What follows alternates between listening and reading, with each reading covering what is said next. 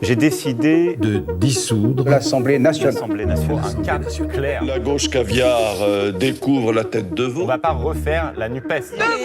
Une ministre, ça agit, ça ouvre sa gueule. Nous sommes Je vous obsède Quelle indignité. avec une constance. On peut assassiner qui appelle quand des même hommes, des l'admiration. femmes, on ne tue jamais leurs idées. C'est de la poudre de perlimpinpin. Bonjour, bienvenue dans l'édito politique. C'est une législative partielle lourde de sens, en particulier à 6 semaines des élections municipales. Dimanche 1er février, dans la 3e circonscription de Haute-Savoie, le candidat de l'alliance UDR-RN, fruit du rapprochement opéré par Éric Ciotti en 2024 entre la droite et l'extrême droite, l'a emporté face au candidat Les Républicains. C'est la première fois que l'extrême droite gagne un siège de député en Haute-Savoie. Alors, Jean-Marie Colombani, on pourrait penser qu'il s'agit là d'un enjeu local qui ne dépasse guère ce territoire proche de la Suisse, et pourtant, on peut le lire avec une résonance plus large. Oui, d'une façon générale, les élections primaires, notamment législatives, sont toujours riches d'enseignements.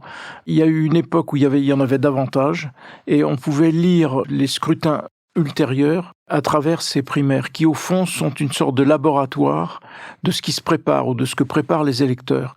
Et donc on voit à travers ces micro-tests, mais des tests réels, puisque ce sont vraiment des électeurs qui se déplacent, on peut voir quels sont les mouvements de l'opinion et vers quoi elle se déplace. Et c'est plus fiable d'une certaine façon que les sondages, même si ce sont des petits territoires, ça porte souvent plus d'enseignements que les sondages d'opinion. Et là, on est exactement dans ce cas de figure-là, avec des points d'interrogation évidemment, mais c'est une circonscription, vous l'avez souligné, qui a toujours appartenu à la droite classique, depuis toujours. Donc c'est vraiment une circonscription dite sûre, et pourtant le candidat de la droite classique, qui était qualifié pour le second tour, a été battu par le candidat ciotiste, c'est-à-dire pour un parti qui prône ouvertement, et qui pratique d'ailleurs, l'alliance entre la droite et le Rassemblement national. Et donc on voit là que se sont déplacés des électeurs qui sont normalement LR, donc qui sont normalement, j'allais dire, droite classique, et qui ont quand même voté pour cette alliance entre la droite. Et donc c'est là on touche au cœur de ce qui va être les prochaines batailles, notamment la prochaine bataille présidentielle.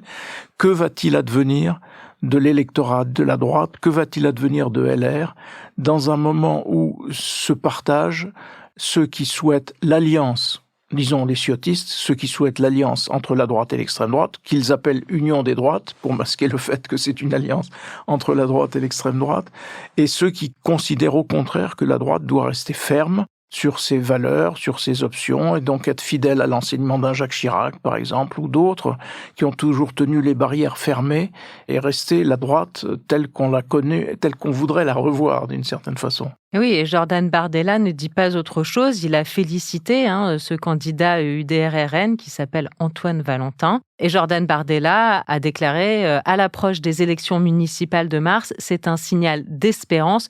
Partout en France, le changement est à portée de vote. C'est ce fameux déplacement de curseur que vous décrivez. Oui, ça ne peut être interprété que comme ça, évidemment, par Jordan Bardella et par l'extrême droite, et évidemment aussi par Éric Ciotti, qui trouve là la confirmation de sa stratégie. Alors qu'à l'inverse, et Bruno Retailleau et Laurent Wauquiez avaient pris position pour le candidat de la droite, et ils ont été battus, donc avec ce candidat de la droite, par le candidat ciotiste, par le candidat d'alliance avec l'extrême droite. Et donc là, on est vraiment au cœur du problème.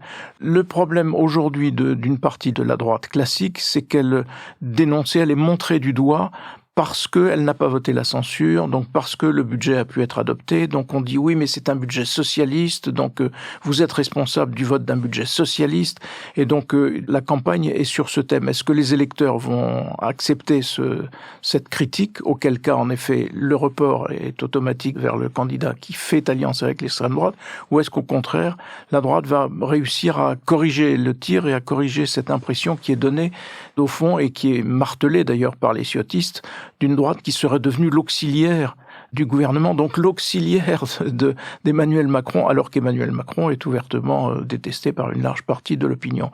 Là, on est vraiment au cœur du problème. Il y avait déjà eu un déplacement de voix au premier tour. Au premier tour, on avait vu les progrès du candidat ciotiste, mais personne n'imaginait que le basculement puisse être aussi important au second tour, en laissant loin derrière finalement le candidat classique de la droite. Donc on est à la fois devant le problème qui est posé aux électeurs de droite et le problème qui est posé à LR en particulier, qui est un problème existentiel.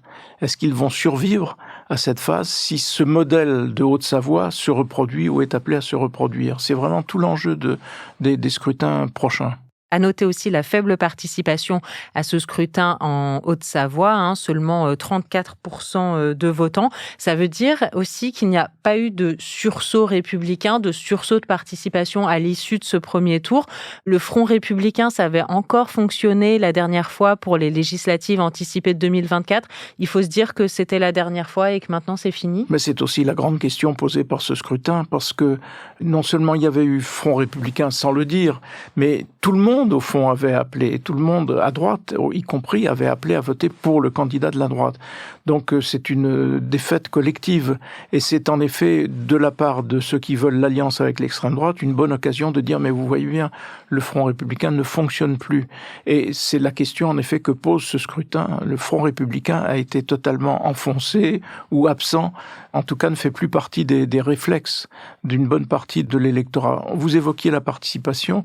Traditionnellement, la participation faible est défavorable au Rassemblement national. Là où on a eu une participation faible, très favorable aux candidats de l'alliance entre la droite et l'extrême droite. Vous voyez, tous ces éléments mêlés font que les états-majors vont nécessairement se pencher et se repencher sur le comportement des électeurs de cette circonscription. Et l'avenir nous dira si, comme dans d'autres périodes de notre histoire électorale, ce scrutin vaut au fond non seulement avertissement, mais vaut lecture des mécanismes qui sont à l'œuvre dans l'électorat et notamment dans l'électorat de la droite. Merci beaucoup Jean-Marie Colombani. À très bientôt. Merci Hélène.